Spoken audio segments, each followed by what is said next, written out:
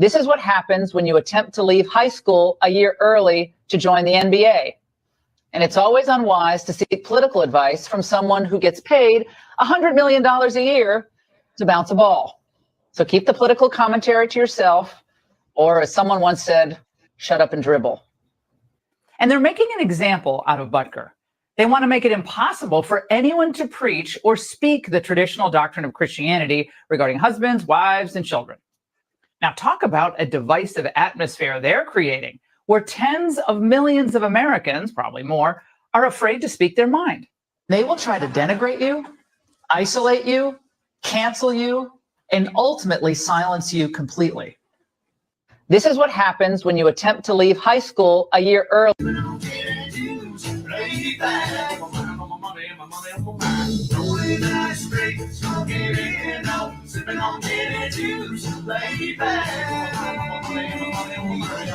Welcome to the National Newspaper Publishers Association's Let It Be Known. Can you spot the racism? Of course you can. It's just so much of it. I tell you, it's one of those days where Power 96 says it's Monday, and to remember that it's only 4 days until the weekend. We got lots of that stuff coming up this morning. But we begin. Aren't you looking forward to the election being over with? And hopefully we don't have to talk about none of these guys anymore, particularly Donald Trump, who the New York Times over the weekend did something. Now we did something on this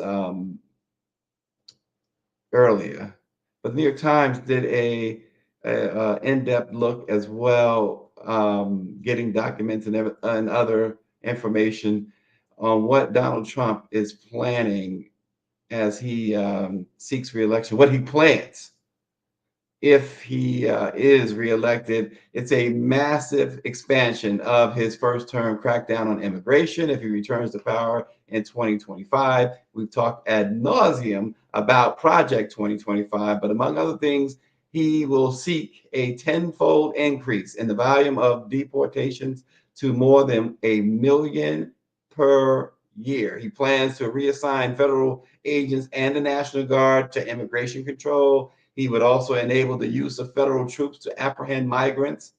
He plans to use military funds to build, quote, vast holding facilities to separate families, jail babies again, and even more at a record rate. He plans to suspend the nation's refugee program, and once again, no refugees from either African or Muslim countries.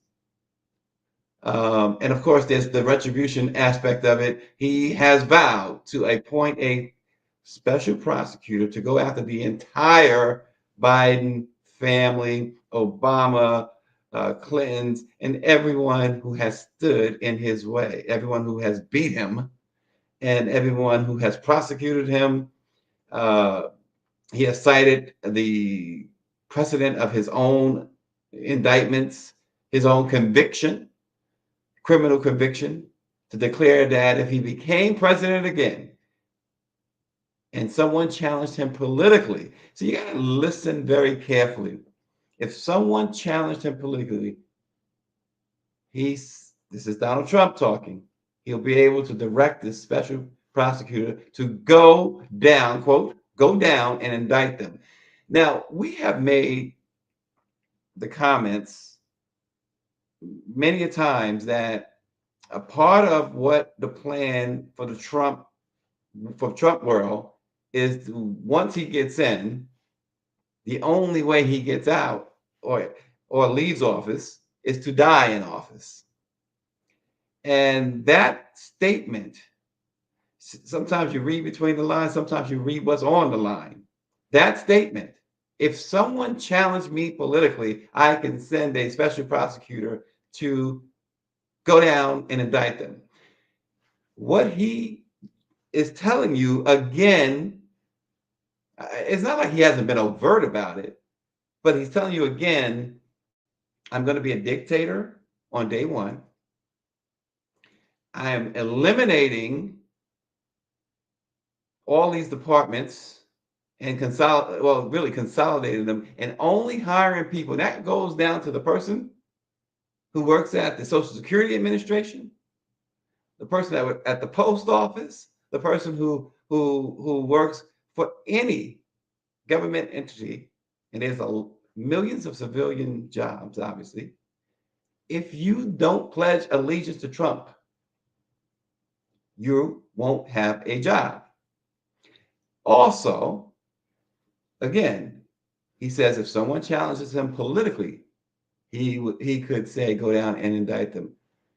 Meaning, folks, one of the meanings of that is I'm never leaving office. And if someone, a Democrat, an independent, says they're running for president, going to find a way of sending my special prosecutor to indict and charge them, I am going nowhere. Pennsylvania Avenue is going to be my domain.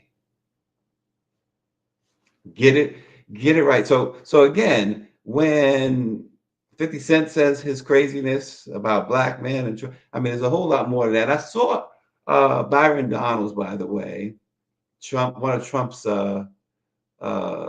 guys in blackface who is trying to be his vice president.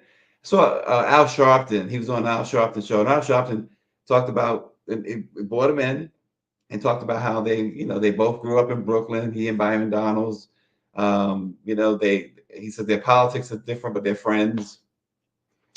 And I just looked at Al and said, yeah, with friends like that, Al, do you need enemies? Do you need enemies, Mr. Jim Crow?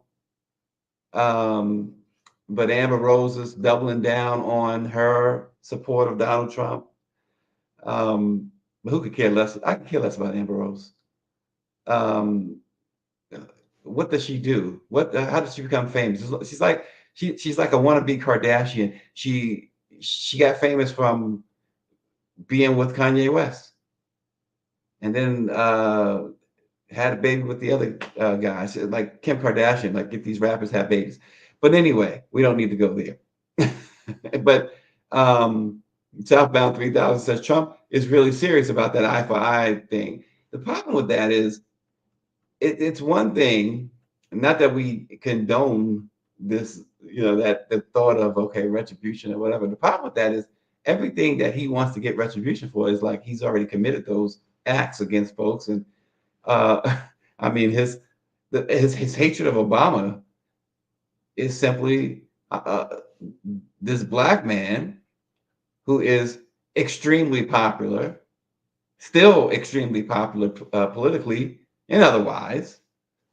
And Trump imagines having that type of true adulation, people truly adore him. People do not adore this guy. He's their cult leader, and for many of the powers behind him, it's all about he is being used and has been used to create the chaos he has. Because prior to him, there may have been a few, but not as much as now, many Republicans who would have gone along with this ugliness that he has begotten. But anyway, not to belabor Trump, because we really, really, I tell you what, it makes my stomach boil every time, make me sick having to talk about this guy and this election stuff. Because first of all, because you have an indicted felon who now he's indicted felon, a convicted felon, I should say, there are a number of countries that he cannot visit. And generally presidents, in fact, President Biden just returned from Normandy yesterday.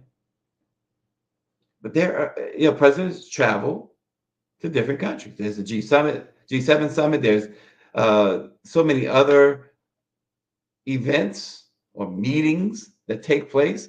There are a number of countries, because Donald Trump is now a convicted felon, that he cannot go to. The guy can't own a gun in New York now. He can't vote in certain places, but yet he's the front runner, the Republican front runner. He's the presumptive nominee to run the country. A convicted felon with the codes. Think about that. Power 96 says Amber Rose is a mattress for overrated rappers. I am 100% sure she doesn't vote. He also said Byron got schooled by Sharpton. Well, Sharpton. It was a very, very interesting watch, very interesting TV. And Byron Donalds, for some reason, he really takes the page, and they all do take the page right out of Trump's book. I didn't say that. You're misinterpreted. And Sharpton, so glad somebody stands their ground. Sharpton, hey, I saw the video. We all saw the video. Yeah, we as Black people know about videos, and people unseen or trying or pretending to not see what they've seen. We can go all the way back uh, to Los Angeles and Rodney King, where that jury saw one of the most horrific beatings at that point ever recorded by where police were involved, and 12 people sat in the jury box and said they didn't do it. So come on, give me a break. Yes, Angela, I would love to hear Trump's probation meeting live. She says, Howard University, and we're going to switch topics now because, again, it is June the 10th, and I tell you what, we still got like 3-4 more months of talking about this Trump and the election. It's bad enough we got to continue to write about it and talk about it. It's like, wow. Greer asks, does Nikki Haley think she will have another chance to run while Southern Baptists are removing women pastors? All this is going on that we get so we get off track, not off track, but people get distracted. And that's what Trump is all about, distraction. But Howard University is cutting ties with Sean Diddy Combs. They rescinded his honorary degree that was awarded to him, disbanding a scholarship program in his name, all because, of course, that recently released 2016 video that showed him just absolutely battering R&B singer, his former girlfriend, Cassie Cassandra Ventura. In a statement, Howard University, and you can read about this in the Washington Informer, it says, Mr. Combs' behavior as captured in a recently released video is so fundamentally incompatible with Howard University's core values and beliefs that he is deemed no longer worthy to hold the institution's highest honor. That was the statement from the board at Howard University. And they go on to say that this acceptance of that honorary degree revokes all honors and privileges associated with the degree. Accordingly, the board has directed that his name be removed from all documents listing honorary degree recipients of Howard University. They also directed university administrations to cut financial ties, including, and this is the part I like, including returning the $1 million contribution that he gave. And I will tell you why I like that. If you're going to cut ties, and you have every right to do so, and you should absolutely cut ties with this monster of a human being, give him the money back. Make a stand. When Bill Cosby went on trial, and like 70 different universities rescinded the honorary degrees, not one of them returned any of the more than $200 million that the Cosby family gave to those schools. Cut ties. All money ain't good money. Is what people say, right? But that's the part I like. Howard University, as y'all say today, they stood on business. And this is what an HBCU should be about and is about in this case with Howard University, the great institution that it is. And Bison for Life is on X saying that as a Howard alum, the board did the right thing. There's no question the board did the right thing. We sometimes we listen, growing up, who didn't get a spanking? And sometimes we have to crack the proverbial whip. That's a bad term to use, considering the day and age we live in, right? What's going on. But crack the proverbial whip on our own folks. They need it. 50 Cent needed it. Ben Crump really looked mortified. If you caught any of that video of he and 50 Cent on Capitol Hill last week, he looked absolutely mortified with that statement, because that statement, at least publicly, is everything that Ben Crump stands against, at least publicly. Now, we haven't had any statements from Ben Crump, at least I haven't, since that incident. But I'd be really interested to hear from Ben Crump. He bought, after all, 50 Cent to Capitol Hill. Be very interested to hear Ben Crump's response, and quite kind of surprised that we haven't heard anything, because that was really out of pocket. It was horrible. Mike V says a lot of students depend on those donations. Unfortunately, taken away only hurts them, not the person doing the donation, and that is obviously true.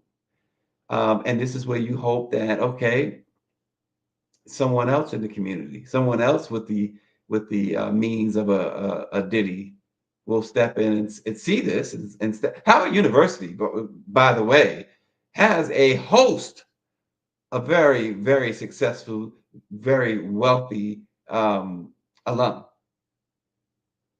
folks who have attended Howard University, have gone on to massive success, like Diddy. And remember, Diddy didn't even graduate. So you would hope that someone would see that and say, you know what, we will take care of that. And it doesn't have to be a someone, it can be someone's, plural. But I think they did the right thing here. 1,000% the right thing. The money goes back with you. We don't want you or your money, and he could never hold that over their heads. And that's what I'm talking about. And check this out. A mostly Black neighborhood in Hartford, Connecticut has turned to a group of armed citizens to help patrol their streets. They hope that the move cuts down on the prevalence of violent crime in the area. The armed group calls themselves the, quote, Self-Defense Brigade, which is made up of around 40 legally armed Black citizens. Members volunteer to patrol Hartford's North End and wear body cameras. They generally patrol the streets on nights and weekends. The group also has access to, they are really not playing, to drones and 75 home surveillance systems to help them keep an eye on things. And reportedly, as you see that graphic there, homicides, all types of crime has been down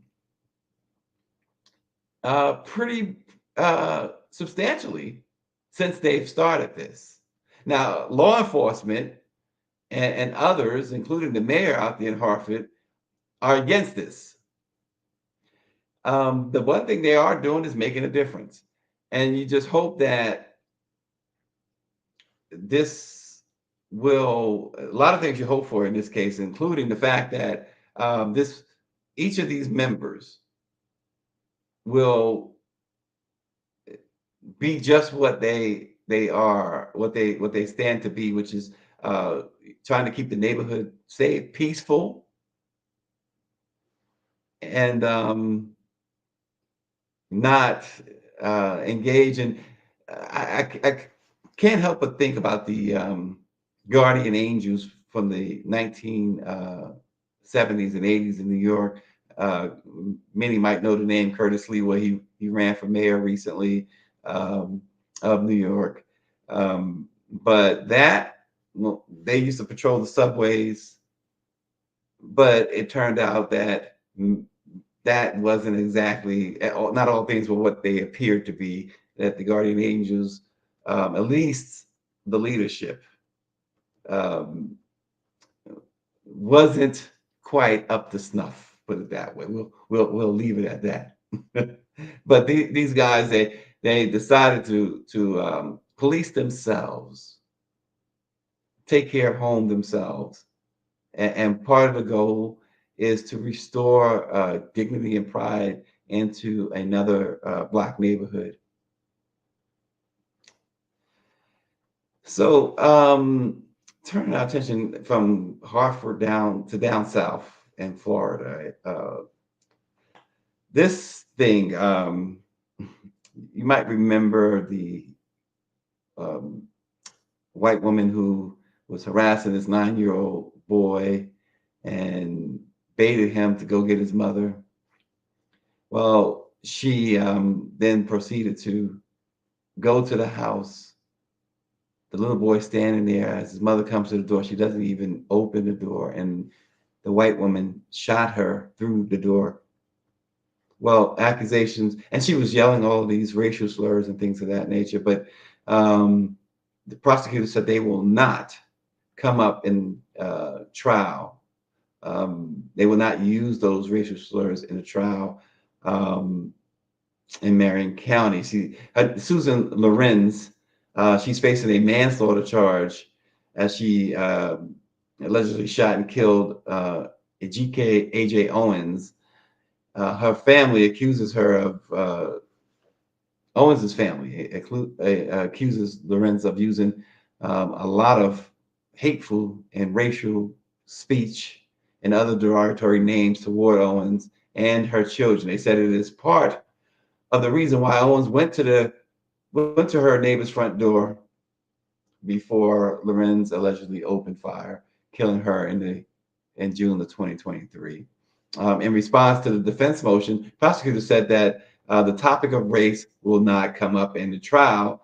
So part of that is that they don't want this, especially down in Florida, to become solely a race issue. They just want to stick to the facts. This lady in cold blood, killed this woman after harassing this woman's children. And prosecutors said they just don't want to mix this up. And this is what I kind of argue with and have argued about. And again, I said I hate mentioning him, but I do.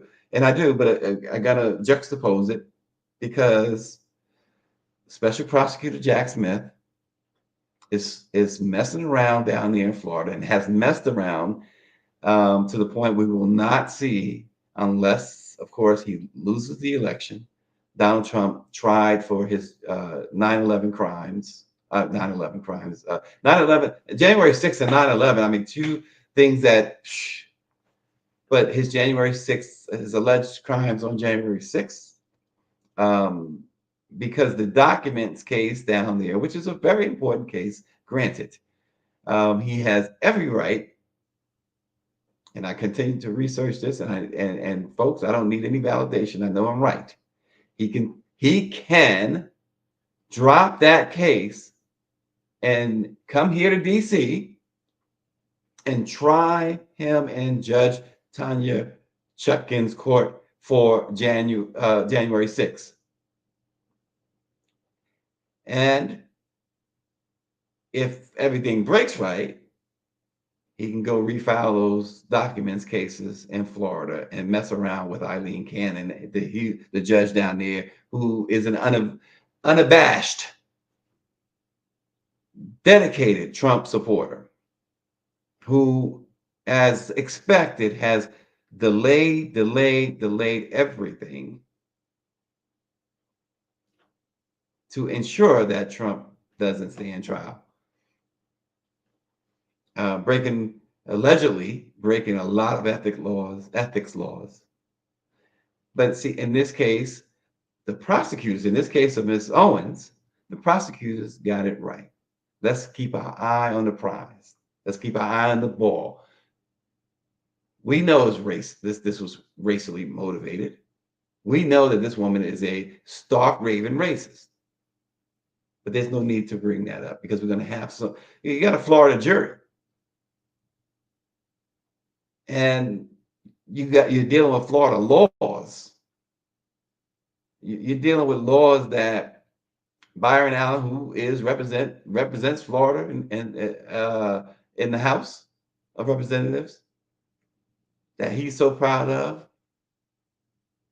that made him say that life for Black families were better during Jim Crow, or marriage for Black families, however he put it, however he tried to spin it. So the prosecutors down in Florida, you have to understand that this was a chess move on their part. Laws right, exactly. As Greer notes, in Florida, laws that allow the murderer of Trayvon Martin go free. You got to understand the arena that you're playing in. You know, professional athletes, when they go to other arenas, when they go on the road, even though they've been to all of the arenas just about, still it's not their home arena. So they go in early.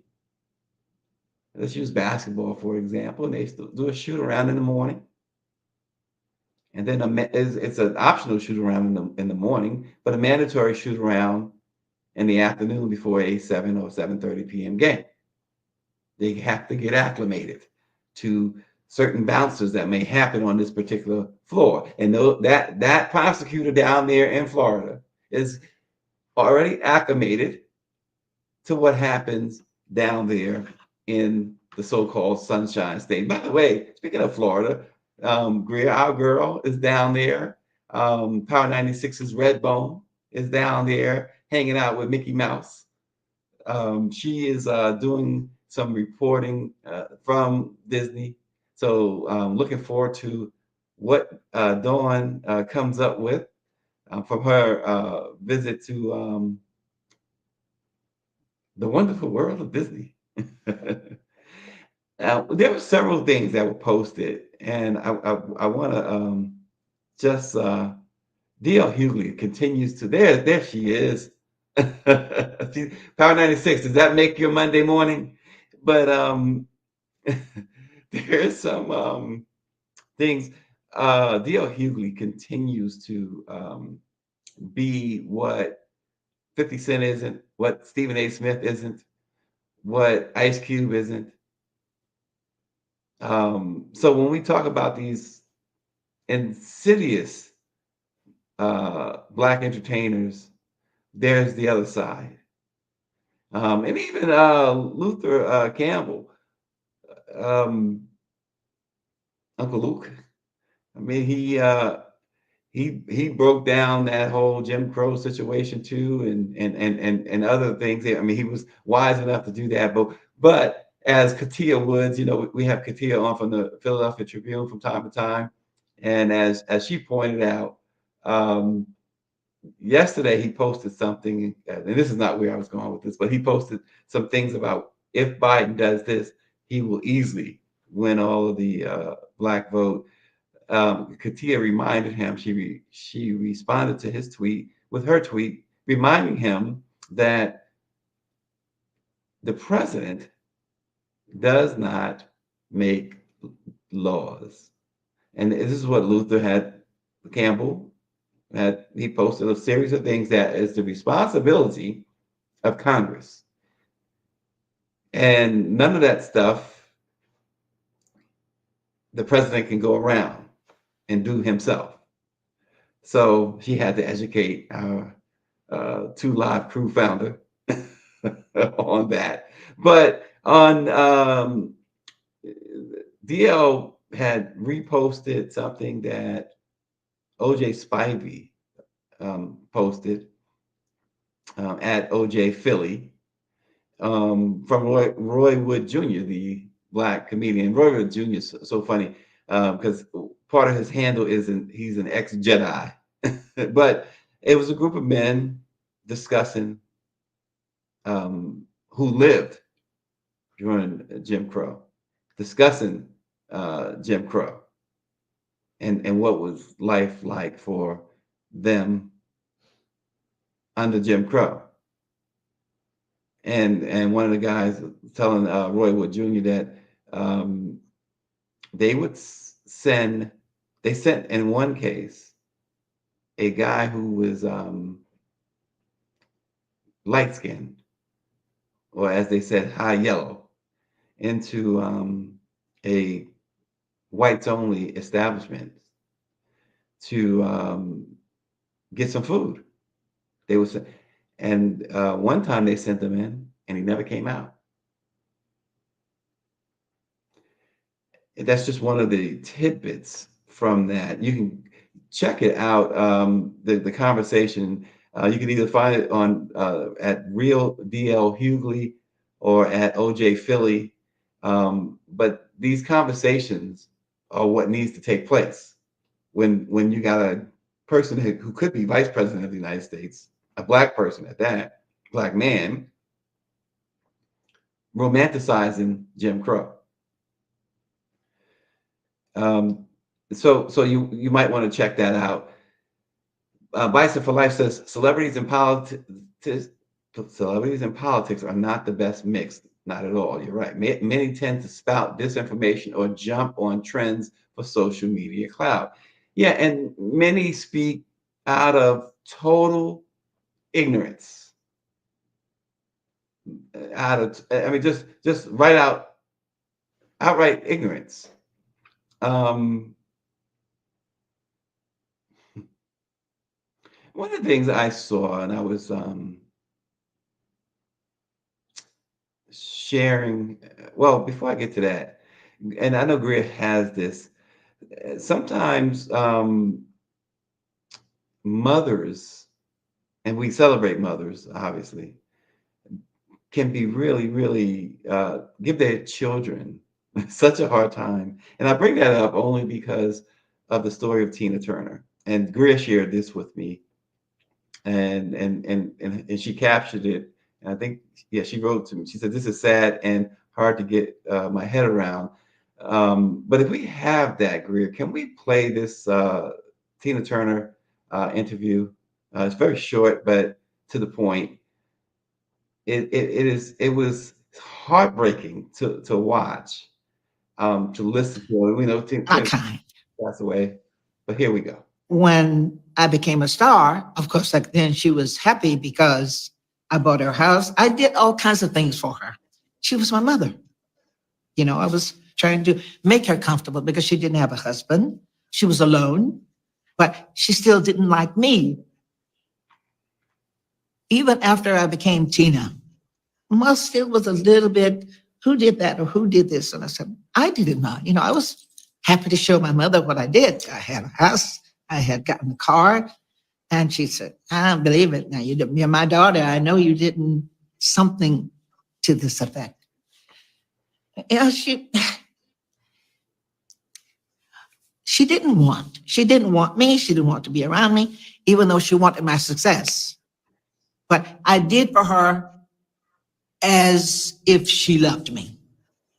Ma was not. Yeah, I just found that to be it's sad um, to watch a uh, a child try to buy their parents' love, and that's pretty much where Tina Turner wound up trying to buy her mother's love. Um, we have to all do better, right? We all have to do better. I just thought that was just a touching, in many ways, not touching in a good way, obviously, but a very touching thing to see. And like I said, Greer shared with me. She also shared with me this Rudy Giuliani. So things are so off the chain, racist and bad and disgusting. Um, And not only did he call Fulton County District Attorney Fonnie Willis out of her name, but he used a very, very derogatory term to describe her. And I think Greer's going to show us that now. Then I've got two prosecutors, Fanny the Hoe.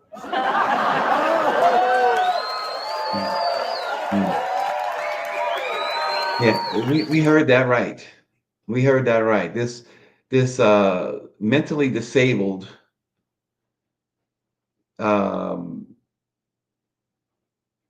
human waste called Giuliani refers to the district attorney.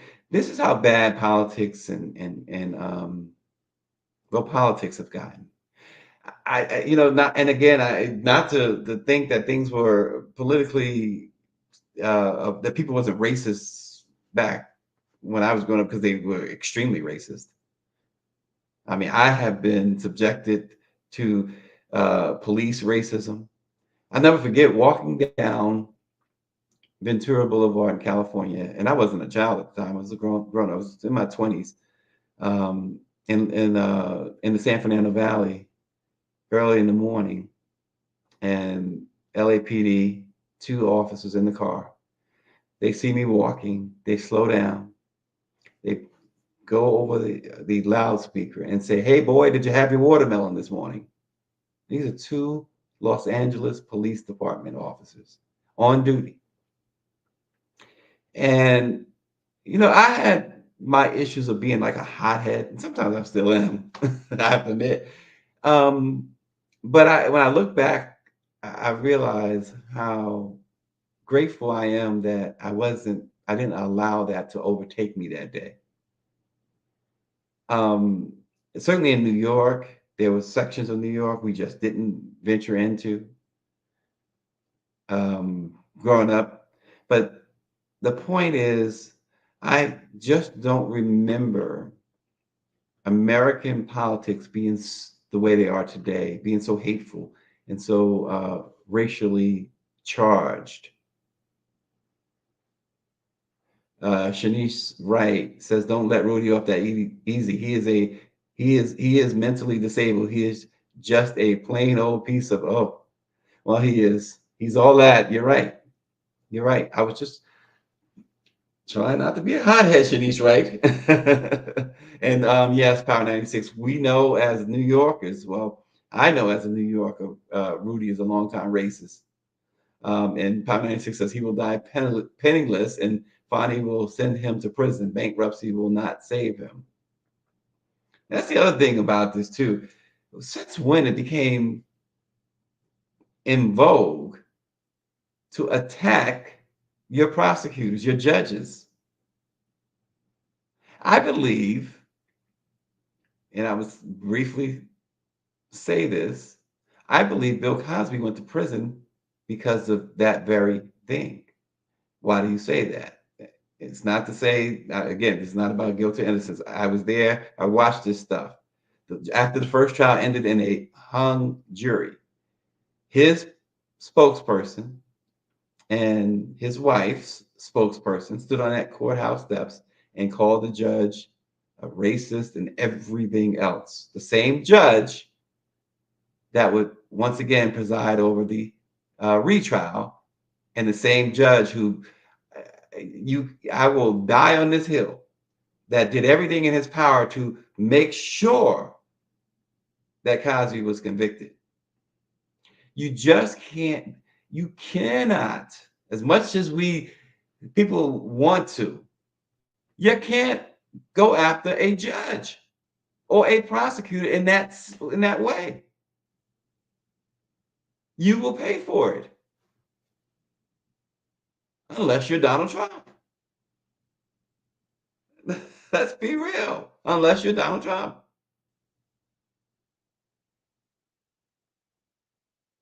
Another thing Greer pointed out to me, she shared with me, now we know the history of racism in Boston. And of course, the NBA Finals is in Boston. And Celtic fans, white Celtic fans, took it upon themselves to go after one of their former stars who plays for the other team now, Kyrie Irving, the extremely talented Kyrie Irving. And they had a blow-up doll of Kyrie, and the things that they were doing to it, of course, is what they wish they were doing to him, and what the Klan would do to Black folks. Kyrie stomped it, beat it up, bit it, and ripped it. Y'all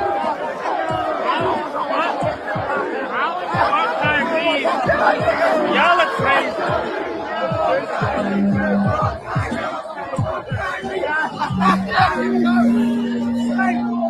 It's so ignorant.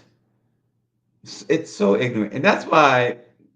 See, I have a Years hard ago when he time. left the team. This also reminds me of how when Bill Russell played for the Celtics in the 60s, he was often called the N-word he's and gonna break it monkey all down. by racist Celtics fans. And when he moved to Reading, Massachusetts, which is about 16 miles north of Boston, racists once broke into his home, spray painted the N-word, pooped in his bed, and he was constantly harassed by the cops. It also reminded me of how racism in Massachusetts in general is deeply entrenched. For example, in 1788, Massachusetts barred Blacks from residing there longer than 2 months under penalty of imprisonment, hard labor, and whipping. Yeah, I find it. I enjoy sports. My wife and I go to. We have seats at the Knicks games, Rangers games. When I'm here in DC, certainly if the Mets are in town, I take in the Nationals. Thanks, a lot of that is thanks to the Washington Informer. And I just have a hard time being that invested. I'm a fan, but win or lose, it's entertainment. It's entertainment, folks. When your team wins the championship, don't burn the city down.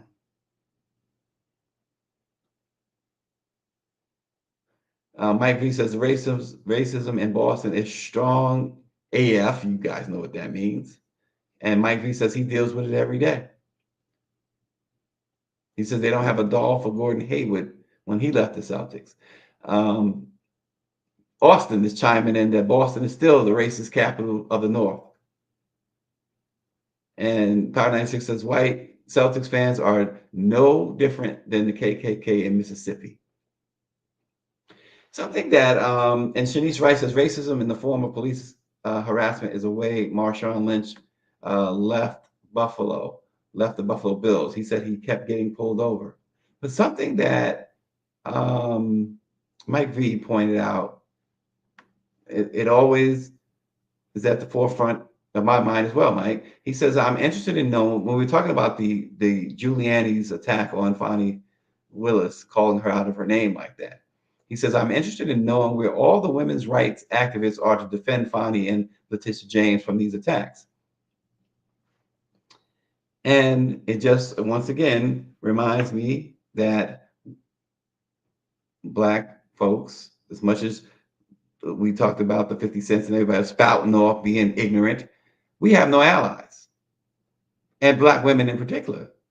And that's why, and somebody posted this, I want to say it was somebody from the Black press. There was a female, I don't know if it was Dawn or Totally Randy or Katia, but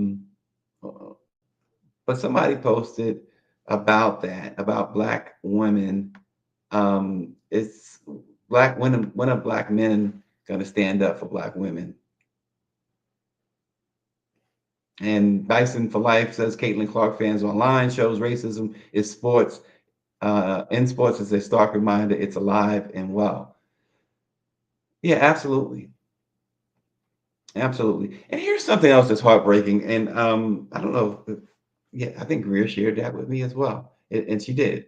It's so heartbreaking. So we often, of course, and understandably so, focus so much on our plight, particularly here in the United States.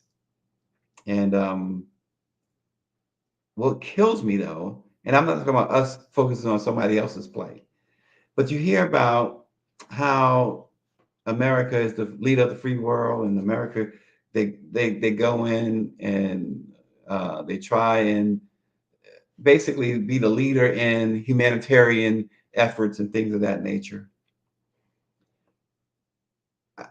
A story that just breaks the heart. I don't care what ethnicity, background, or wherever these young girls are, but it absolutely devastates me.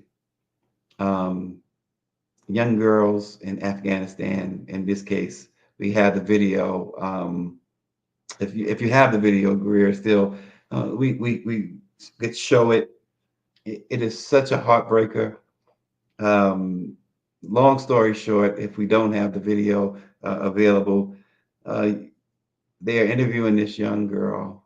Someone's interviewing this young girl. I'm not sure who. I wasn't able to ascertain who. She's 9 years old, and her she's talking about how the only people she loves is her mom and dad. Well, the reason she's saying this is because she's being sold. And so is her 4-year-old sister. The father comes on the camera and he talked about how his family has been devastated. They have nothing. They owe debt, something like $1,900 or whatever they owe this debt, 1,900 US dollars that equates to whatever it is in Afghan money. And he says, he tells the guys, the only thing I have, I could offer you are my daughters, 9 years old, 4 years old. He figures he can get $1,900 for the 9-year-old and another $1,500, I guess, or whatever it was for the 4-year-old. He says that's the only way they would leave him alone if he figured it out. And I'm sitting there just watching this, wanting to somehow travel to Afghanistan, find this man, and finish him off. But these things go all the time without notice because it's normal in certain areas, and yet, our concern is certain countries and making sure that they stay solvent, making sure that they stay in power, the regimes and things of that nature. And yeah, it's true. That is pretty normal in America. And we've seen the whole, you've seen like with Epstein and others, while they have criminalized certain things, but we've seen our politicians, particularly the so-called conservatives, push legislation to allow for the marriage of 12-year-olds. We had just a couple of weeks ago a congressman,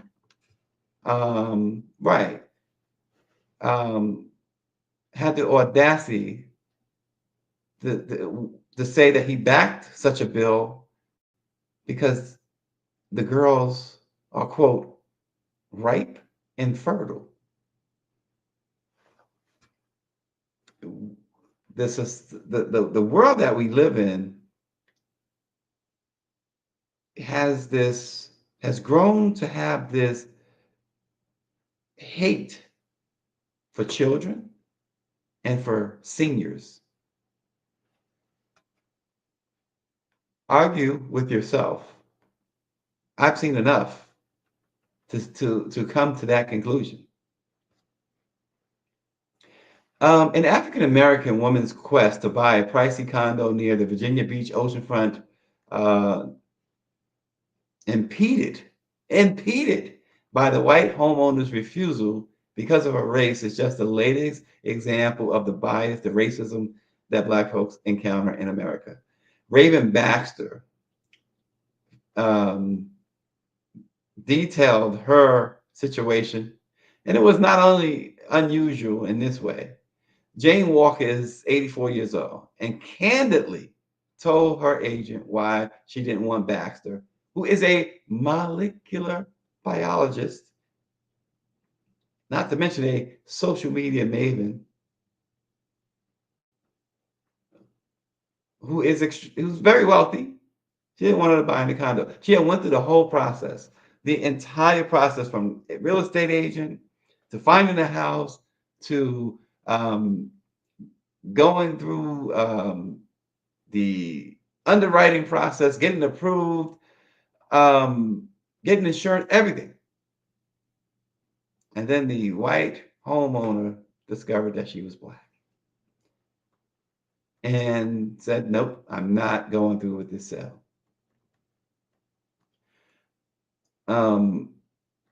The incident has gotten tons of publicity because Baxter wrote about it on Twitter, where she has about 165,000 followers. She also has her own website, Dr. Raven, the Science Maven. She says, I think that because we've come so far in history, we think that things can't happen anymore. And we forget racism isn't something we just leave in the past. It's something that can pop up at any time. She says, we often move forward in fits and starts or even fall backwards. Also, unless you're the person directly affected by such bias, it's very easy to dismiss. And so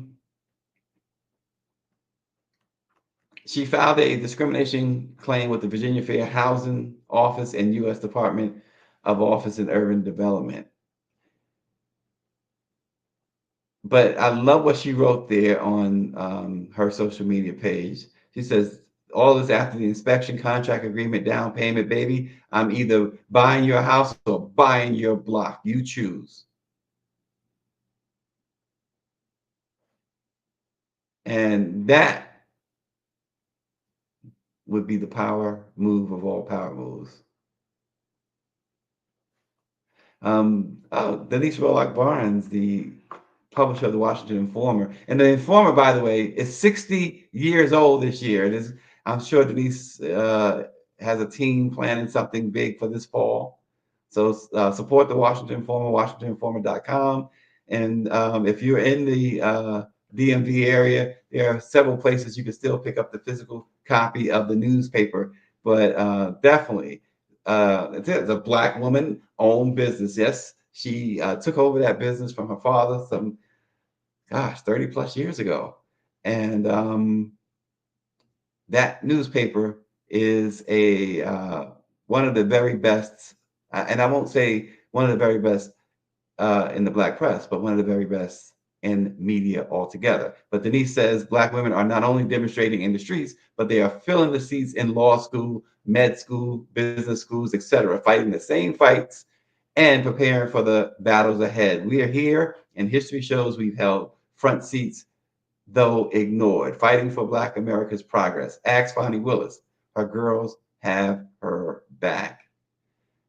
That is awesome to hear. Power 96 says, I wish Black people would do the same when the gentrification people come into our Black neighborhoods to buy land and property.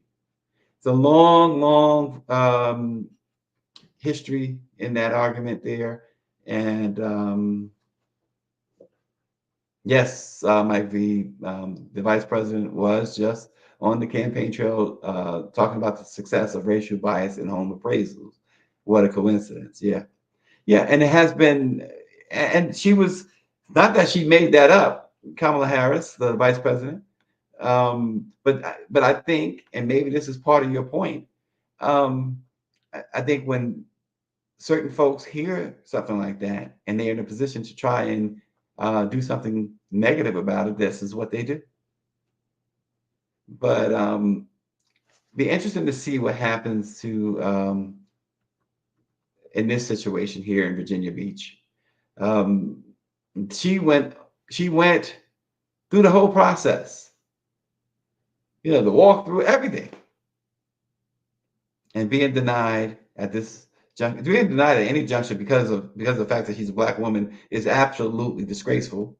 But being denied at this part in the process, it's just so troublesome. Daniela Pierre says, congratulations on 60 years and many more. Thanks for keeping us all informed. That was the longtime slogan of of the Washington Informer. So Daniela Pierre must be a reader of the Washington Informer, as many are, but be informed is the slogan.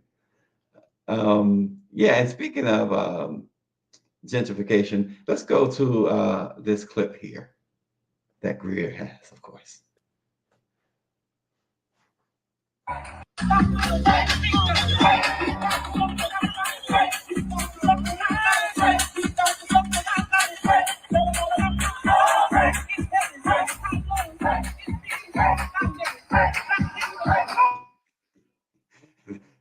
Doesn't that make you want to make sure that you, like Power 96 says, let's protect our neighborhoods? Come on.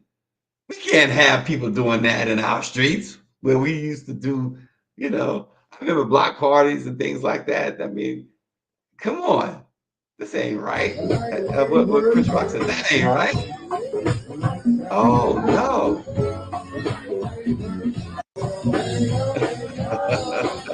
That's not right. Come on now. That's enough. I'm insulted. Cheryl Brown, hey Cheryl. Cheryl Brown says, "Good morning. This is so real, and the scary part, they really want to go back in time and make women baby machines. We as Black people have to wake up and come together because we are that strong, and they know this."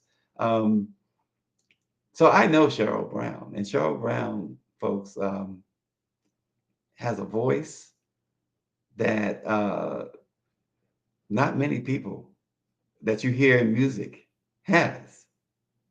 It's an incredible voice. We used to do we used to promote and produce music shows, and Cheryl came and sang one of my favorite songs of all time, Gladys Knight. And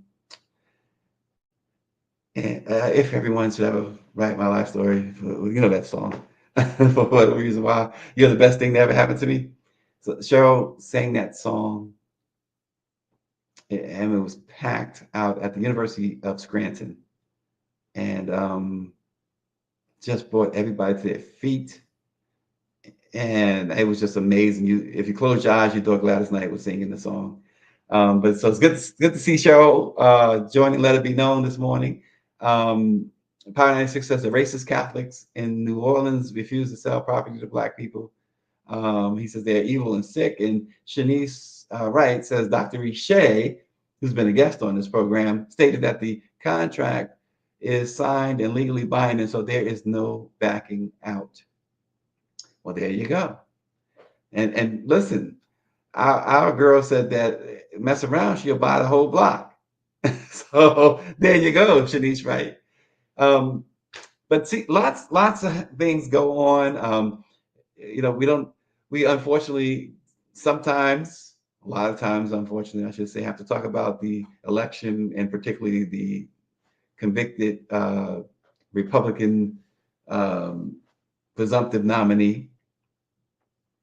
But then we get to talk about other stuff, which is much better than talking about that guy. And Denise, speaking of Denise Rolock Barnes, she doesn't want Trump on his name or photo or anything like that on the front page of her paper. And I think her former editor, Kevin, once said, "I want him on the front page when he's convicted." And he was convicted, and I noticed that he was on the front page, at least the story. I think the jump page probably had his picture, but we certainly had him on the front page of the Informer after he was convicted.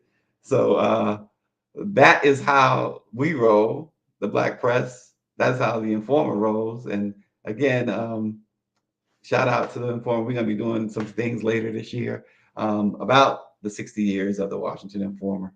But stay tuned to the Black press. Wherever you might be, you should be able to find easily a Black-owned newspaper from the Black Press of America. Whether you're in New York with the Amsterdam News and the Beacon and other papers there, or whether you're in DC at the Informer, or whether you're in Sacramento with the Observer, you can find a Black newspaper. And you can also find it online. And what you also need to find It's our YouTube page, the Let It Be Known's YouTube page, and subscribe to Let It Be Known News. We'll bring you some more tomorrow. Thanks for watching.